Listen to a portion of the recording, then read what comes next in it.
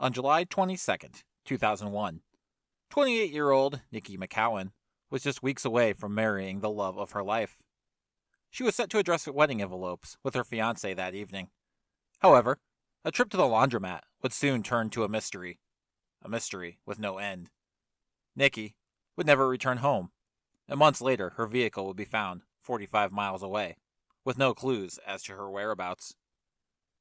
This is Midwest Mystery Files, Episode 24, The Disappearance of Marilyn, Niqui McCown. Hello everyone, and welcome to Midwest Mystery Files. I'm your host Jeremiah, with just a few quick things before we start. Midwest Mystery Files is a true crime podcast focused on missing and murdered cases within the Midwestern region of the United States. I can be found on all major podcast platforms, as well as on YouTube with delayed episodes. Social media and contact information will be listed at the end of the episode. If you wish to support the podcast and help fund article and record searches, as well as get early access to episodes, bonus episodes, and voting rights, I encourage you to check out my Patreon at www.patreon.com/MidwestMysteryFiles. I'm currently sitting at 2 patrons, so I would like to thank Laura and Teresa for their help. Now, on to today's case. Marilyn Nicole McCown, or Niqui, spelled Niqui, as she was commonly called, was born on January 6, 1973, to Barbara McCown. Niqui grew up in Richmond, Indiana, right on the Ohio-Indiana state line, and while in high school, she would begin to date Bobby Webster. The two would date for 3.5 years before breaking up shortly after high school when Bobby would move to California. After the breakup, Niqui would begin dating Stephen Johnston. The two would ultimately end their relationship after a time, but not before the two would have a daughter together by the name of Peyton. After Niqui and Stephen's breakup, Bobby Webster would return to Richmond, and the two would reignite their romance, which would soon turn into an engagement. That engagement would be the couple's status in July of 2001. At this time, the couple was living in Richmond. Niqui was 28 years old and was working at the Montgomery County Pre-Release Program in Montgomery County, Ohio, a minimum security prison that required inmates to participate in substance abuse and academic programs. She was on the dean's list at Sinclair Community College and dreamed of a job in law enforcement. On Sunday, July 22, 2001, 3 weeks before Niqui and Bobby's wedding, Niqui was doing her normal Sunday routine of laundry, which she did every Sunday at a laundromat located at South 10th Street and E Street in Richmond. The laundromat was located just down the road from the home of Niqui's sister, Tammy Hughes.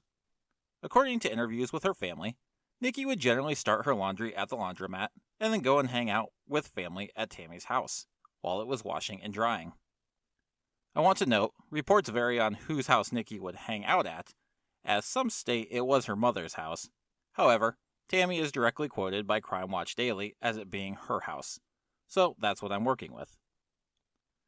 This particular day, around 3 p.m., Niqui would walk into Tammy's home exclaiming, "They just won't leave me alone." Apparently, 2 men were harassing Niqui outside of the laundromat. Niqui was apprehensive about returning to the laundry. However, she eventually returned with plans on bringing the laundry back to Tammy's to finish it there. Bobby and Niqui were planning to address wedding envelopes at 6 p.m. that night. Bobby would return home at around 4:30, and while he expected Niqui to come home shortly after, he was not initially concerned, telling Crime Watch Daily, quote, "I started watching TV, and I got lost in that TV show, so I got kind of lost on time, and just assumed that she was over at a friend's house, just, chatting about the wedding, and, doing extra shopping, too. I assumed she was out spending more money than we were agreeing to spend. I guess she liked to shop."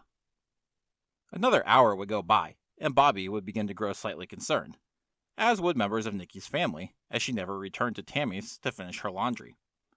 At this juncture, Bobby would join with the rest of the family, and they would begin a search for Niqui, starting with the laundromat. Upon checking there, they would find that neither Niqui or her 1990 GMC Jimmy were anywhere in the vicinity. The family would call hospitals and friends of Niqui, but would find that no one had seen her, and no one matching Niqui's description had been admitted to any area hospitals. At this juncture, Bobby would attempt to file a missing persons report, but was informed that as Niqui was an adult, he would need to wait 72 hours before a missing persons report could be filed. Monday would come, and there would still be no sign of Niqui, as she had still not been seen by family, nor did she show up for her job on Monday morning. Michelle McCown, Niqui's sister, would tell Crime Watch Daily, quote, "I started crying and I knew something was wrong because she loved her job, and Niqui didn't miss no work." After the 72-hour mark would pass, a missing persons report would be filed and police would begin combing the Richmond area. No signs of Niqui could be found anywhere. Her presence would be confirmed around the time of her disappearance when surveillance from a convenience store near the area of the laundromat would catch Niqui making a purchase. The lead about the two men harassing Niqui outside the laundromat would also be followed, but unfortunately, nothing would come of it. Soon, as is common in missing person cases involving anyone with a partner, Bobby Webster, Niqui's fiancé, would catch the eye of police and family and become a person of interest. Members of Niqui's family would note that Bobby would always be too cleaned up to be searching for a missing person, and it seemed that he was more interested in how he looked for the media. Niqui's sister, Tammy, would tell Crime Watch Daily, quote, "When we were doing the searches, of course you don't care about what you look like. You see people out there, we were a mess. I mean, if you see some of the photographs, you will see. But he was always the clean person. He was always dressed up. I guess ready for if he was on camera. I could care less how I look. If I'm looking for my sister, I'm looking for my sister." Outside of his appearance, Bobby would begin doing a few other things that would cause some suspicion. Detective Michelle Miller would tell Crime Watch, quote, "He started having behavior that was somewhat suspicious. He had canceled the wedding hall, got a refund for that. He had tried to return the ring to get a refund for that. Had looked into her schooling, money for school, to get a refund." Bobby would defend his actions by claiming he was just trying to get money to assist with the search for Niqui, telling Unsolved Mysteries, quote, "I was to the point where it was like, this wedding doesn't matter. Niqui's well-being is what matters right now." Police and detectives were not completely convinced and would request that Bobby agree to a polygraph. Reportedly, Bobby would fail the test, with Richmond Police Sergeant Bradley Berner telling Unsolved Mysteries, quote, "One of the questions that was asked to Mr. Webster was, 'Did you have anything to do with the disappearance of Niqui McCown?' He says, 'No,' and the needle jumped off the chart. So not only did he failed miserably." Bobby would go on to deny failing the polygraph and would insist that neither him or his lawyer had seen the results. Despite failing the polygraph and his strange behavior, police still did not have any physical evidence to move forward, leaving him as nothing more than a person of interest. Over the next several months, police would continue to investigate and follow leads, interviewing almost 200 people in the search for Niqui McCown. The warm summer would turn to fall, and the leaves would change color and fall to the ground. Events every young girl, like Peyton, would want her mom there for, such as the first day of school or trick-or-treating, would come and go, with no sign of Niqui. Then, in November 2001, a new lead would arise. On Saturday, November 3rd, a patrolling sheriff's deputy in Dayton, Ohio, 46 miles east of Richmond, would spot a vehicle in the parking lot of the Meadows of the Catalpa apartment complex. The inside of the vehicle had been ransacked. The passenger door lock had been punched with the door being open ajar, and the ignition had been tampered with. The deputy would call in the 1990 GMC Jimmy, which would come back as being registered to Robert Webster, better known as Bobby Webster, Niqui's fiancé. The Jimmy was the same one that Niqui had been driving the day she disappeared. Furthermore, Niqui's laundry would be found in the vehicle, neatly folded and placed in baskets. Police would note that the positioning of the driver's seat appeared to measure where Niqui would need to place it in order to drive the vehicle herself. In a November 4th, 2001 article from the Dayton Daily News, Richmond Police Sergeant Bradley Berner would report that several residents had reported seeing the vehicle at the location since August or September, and that some residents had even reported seeing the vehicle moved from time to time. The vehicle was quickly taken by police and gone over with a fine-tooth comb. Police would process the vehicle for fingerprints, blood, or other pieces of DNA, but nothing of value would ultimately be found. Adding another piece to the puzzle, investigators would quickly learn that the meadows of Catalpa was where Niqui had resided in 1997 with her ex-boyfriend and the father of her daughter, Stephen Johnston. In fact, Stephen still lived in the complex. Investigators would quickly contact Stephen, and he would agree to take a polygraph. Stephen would tell Crime Watch Daily, quote, "Lie detector test, gave my DNA, whatever they needed. I would have given it to them the very next day. All they had to do was ask." Stephen would pass the polygraph test. That, coupled with a strong alibi for the police, would clear Stephen of any suspicion in the case. Areas around the complex and Dayton would be searched extensively for any sign of Niqui. Despite new revelations and leads, and more extensive searching, little headway would be made. In December of 2001, Richmond police would deal a striking blow to the family's hopes when they would announce that it was believed Niqui was most likely deceased. While he wouldn't go into much detail, in a December 20th article from the Dayton Daily News, Richmond police detective Roger Redmond would tell the Daily that the investigation was leading in the direction that she most likely met foul play after driving to Dayton to meet someone. He would further speculate that the meeting involved someone from the Montgomery County pre-release program where Niqui worked. He would go on to tell the Daily News, quote, "Something transpired. I don't think she is alive at this time. The investigation is related to Dayton." According to Unsolved Mysteries, it was eventually discovered via cell phone records Niqui made a phone call to a coworker who lived about a mile from where her SUV was found in Dayton. They talked about beauty products, and the friend told Niqui she could purchase the items she was looking for in Dayton. We'll return to this individual that Niqui may have met with shortly. Despite the grim news that Niqui may be deceased, her family would persevere and do all they could to get Niqui's name out there. On March 29, 2002, the family would hold a prayer vigil for Niqui at the Montgomery Pre-Release Program Center in Dayton. Despite pouring rain and what I can only imagine was chilly weather, 20 people were in attendance, including friends, family, and Bobby Webster. In a March 30th article on the event by the Dayton Daily News, Niqui's sister, Michelle, would show just how hopeful and optimistic she was that Niqui was still going to come home, stating, quote, "She's going to have a big wedding. She was so excited. She was happier than she's ever been in her life." Michelle would go on to state that her and her family had contacted the FBI, America's Most Wanted, President of the United States at the time, George W. Bush, and every senator that they could think of. They were not going to be deterred in their search for Niqui. In May of 2004, a female body was found wrapped in a tarp behind Siebenthaler Company Nursery in Harrison Township, Ohio, near Dayton, Ohio. There was new rekindled hope. If the body turned out to be Niqui, at the very least, some questions as to what had happened to her could be answered. In a May 9, 2004 article from the Dayton Daily News, Niqui's brother, Emmett Hampton, would state, "It's got our suspicions aroused. This is not the first time, but it's the first time it's been close." It would, however, turn out to not be Niqui. The body was positively identified through dental records as 29-year-old Michelle Napier of Dayton, Ohio. She had been reported missing in October of 2003. Her murder remains unsolved.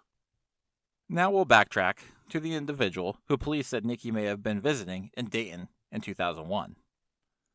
While not much would be found in Niqui's vehicle or around the complex where it was found, and Stephen Johnston was cleared right away, it wouldn't take police long to discover that the apartment complex was in close proximity of another individual who Niqui McCown knew. Tommy Swint was never named publicly until 2007.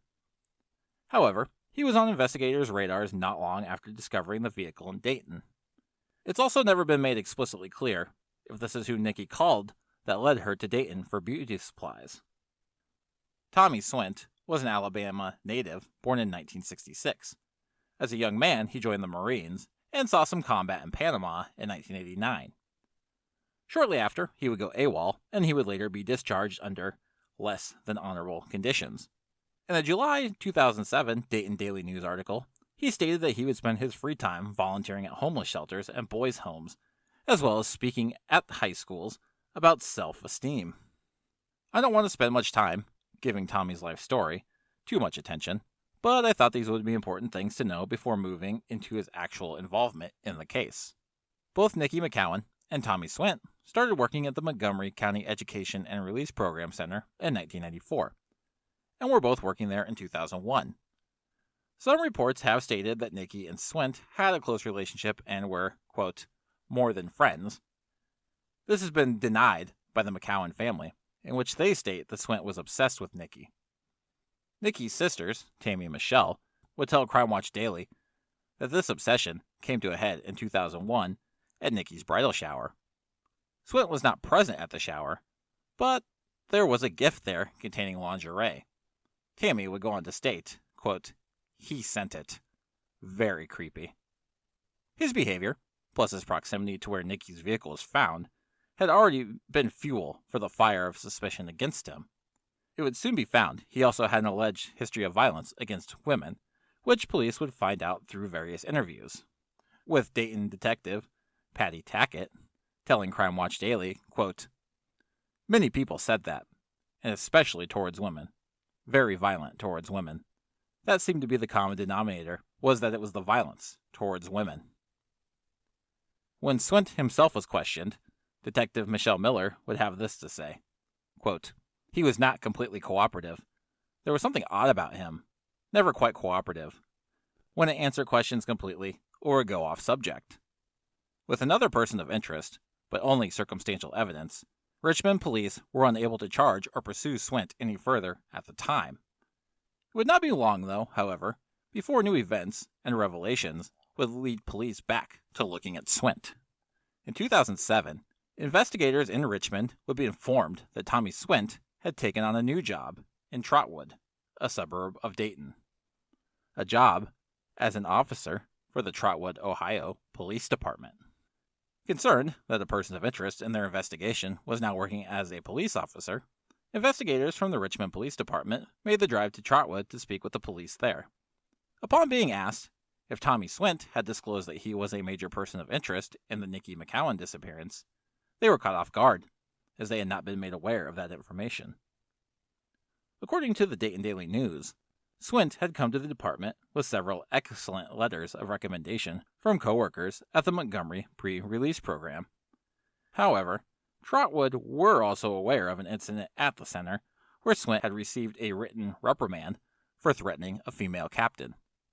Swint had reportedly told the captain, quote, if I have anything to say to you, I will say it in the parking lot. You don't know who you are messing with. I'm Officer Swint. Outside of that reprimand, Swint would admit to pleading guilty to passing bad checks in 1992. To Trotwood PD, this was the extent of their knowledge on Swint's past transgressions. They knew nothing about his going AWOL from the Marines or him being a person of interest in Niqui McCown's disappearance. It was noted that had Swint been named an official suspect, he would have been flagged when running a background check on him. However, persons of interest aren't marked, so they didn't see it on the check. Regardless, Trotwood PD decided it was best not to have someone with a person of interest status as a police officer in the department. Trotwood would give Swint the opportunity to resign before they could terminate him. He would resign, but then would proceed to sue the Richmond Police Department, claiming he was never told he was a person of interest. He would go as far as holding a news conference to make his case. The lawsuit would ultimately be dropped, with Richmond maintaining that they did indeed inform him of his person of interest status. The publicity of all this would make its way across the Dayton, Ohio area, and police would receive a phone call that would only lead to further suspicion on Tommy Swint. An anonymous caller had seen Tommy Swint on the news and recognized him. The caller contacted the Dayton Police Department and advised them to look at Swint in the 1991 murder of 33-year-old Tina Ivory. Tina Ivory, a local sex worker, went missing on December 14, 1991, in the city of Dayton.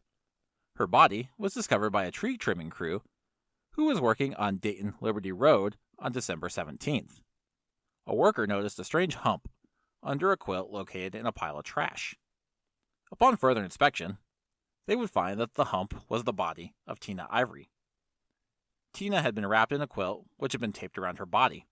She was naked from the waist down and had one plastic bag over her legs and another over her head and torso.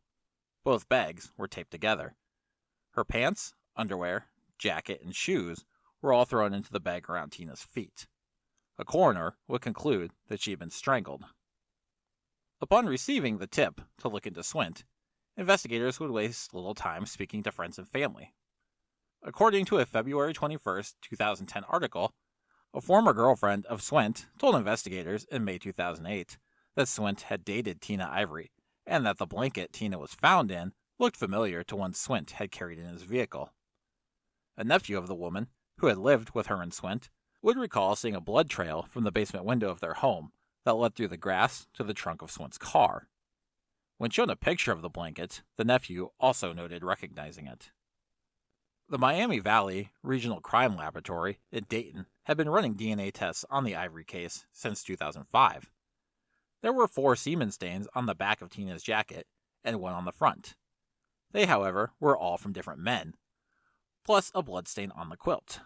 Dayton police did not have any DNA from Swint, but as luck would have it, Richmond police had obtained a mouth swab from him in April of 2008.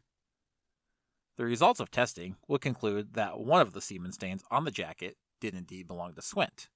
He wasn't positively matched to the blood stain on the quilt, but he also could not be excluded. At this juncture, Dayton investigators would interview Swint in his home, showing him a picture of Tina and the blanket. He would deny recognizing either of them. With the DNA being found on Tina's jacket not being quite enough to ensure any sort of conviction, investigators were at a standstill. Then, as luck would have it, a lab worker found a partial fingerprint on the adhesive tape that had been used to bound Tina's body. At this point, Tommy Swint had actually moved to Alabama. Working in conjunction with authorities in Alabama, a warrant was issued to obtain Swint's fingerprints. While obtaining the fingerprints, Swint was again shown pictures of Tina and the quilt. He again denied recognizing them. When informed that his DNA was found at the scene, he refused to talk any further. As you can probably already guess, in November of 2009, the fingerprints were confirmed to be a match. The print on the tape matched Swint's left middle finger. Soon, a 3-prosecutor panel was reviewing the evidence. Bringing us back around to Niqui, Richmond police were optimistic about the looming indictment against Swint, with Detective Michelle Miller telling Crime Watch Daily, quote, "We believe that through interviewing him in connection with that homicide, that we were going to be able to obtain information to figure out where Niqui was and what had happened to her." On February 3rd, 2010, Swint would be indicted by a grand jury. Dayton police contacted authorities in Phoenix, Alabama, who were waiting for the word to arrest Tommy Swint at his home. The moment had come. Tina Ivory was about to receive justice in her case, and answers could possibly be looming as to Niqui McCown's whereabouts and what had happened to her. Unfortunately, justice and answers would not come. 1 hour after the indictment came through, police were closing in on the home of Tommy Swint, when, with a loud bang, a gunshot would ring through the air. As police neared the home, Tommy Swint had opted to take his own life, rather than face justice for his crimes. It was a bittersweet ending to a long investigation. While never tried, it was highly likely the killer of Tina Ivory had been discovered. In Niqui's case, however, there was a chance to get information from someone who, thus far, only had circumstantial evidence against him. This could have been an opportunity for family and Richmond investigators to get more answers. If he did have the answers, though, he took them to the grave with him. Niqui's sister would tell Crime Watch Daily, quote, "I was kind of mad at the fact they got an answer, and we don't. I mean, I'm glad it worked out for them, but it was a total double sword for us, because we still didn't have an answer." All might not be lost, though. Detective Miller would go on to tell Crime Watch, quote, "I believe that there's another person of interest that Tommy was close to that has some of the answers, if not all of them. There's another person. It was a coworker of his that he had a relationship with, and I believe that person probably does no more. The individual is said to be a love interest of Swint's, with whom he may have shared pillow talk with about Niqui's disappearance. To this individual, Niqui's sister Tammy would have this to say, quote, "I know Swint told you something. To clear your conscience, and you're supposed to be a Christian now, go ahead and get right with God. Get right with us. That's my message for her." It's been 4 years, going on 5, since the revelation that there may be another person with information. With that in mind, there has been no major movement on Niqui's case since 2010, when Tommy Swint chose to take his own life. Now, sitting at 21 years since Niqui's disappearance, we're left with a lot of burning questions and a handful of theories. The earliest theory was that Bobby Webster, Niqui's fiancé at the time of her disappearance, was responsible. Most of this was brought about due to Bobby's behavior after Niqui's disappearance. He attempted to get money back from the wedding, engagement ring, and Niqui's tuition.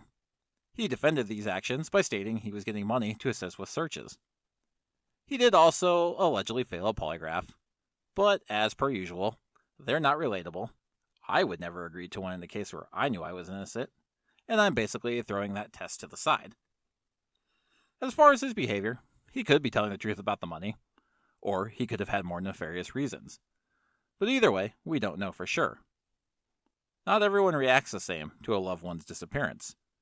And while it does end up being a boyfriend in a lot of cases, there's also a fair share of cases where a boyfriend, parents, or other various loved ones acted suspiciously after a murder or disappearance, only for someone else to later be found guilty.